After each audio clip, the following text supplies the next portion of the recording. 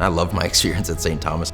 I opened a letter one day and found out I was awarded a scholarship that made everything possible, and there's no doubt in my mind that I was going to be a Tommy for the rest of my life. Jazz Hampton walked that walk as a Tommy, from an undergrad studying computer science to a St. Thomas law student turned public defender and litigator, and today back on campus as a professor of entrepreneurial finance. Okay, everyone ready? Today we're doing a crash course on business valuation. They are teaching me just as much as I'm teaching them. So EBITDA is just earnings before interest, tax. Reminding Jazz of how his own journey started. I met Jazz actually playing football at St. Thomas.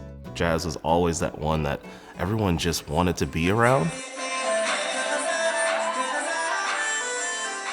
Jazz left the football team and danced his way to become president of Pulse, the largest club on campus, and became president of his class, both junior and senior year. It was this long-haired, freckled guy with braids, just the way he kind of commanded the crowd. So Jazz was ready more than a decade later when Mike came to him during a moment our community needed it most. When George Floyd lost his life in 2020, that said, we have to do something different. How can we use our backgrounds? My co-founders, Andre and Mike, called me and said, we think we can build a solution and we'd like to talk to you about the idea. And my life has never been the same since. So this is the turn signal app. So anyone who has the app, you press the button and this is the home screen. And then it says connecting to attorney, please wait. For your own safety, it started recording. So now it's recording and it's showing you the state and jurisdiction you're in as it connects to an attorney. Jazz is now CEO of Turn Signal, a mobile app connecting drivers to attorneys in real time when they are pulled over.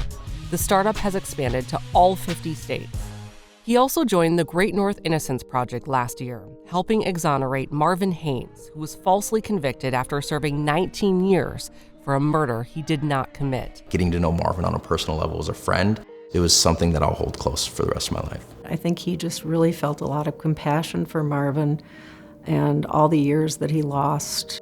I think Jazz has a really authentic way of connecting with just about everybody. Okay, you don't have to do the one we saw for. Correct. Okay. From the campus to the courtroom, from a startup to social justice, others learn from all Jazz does.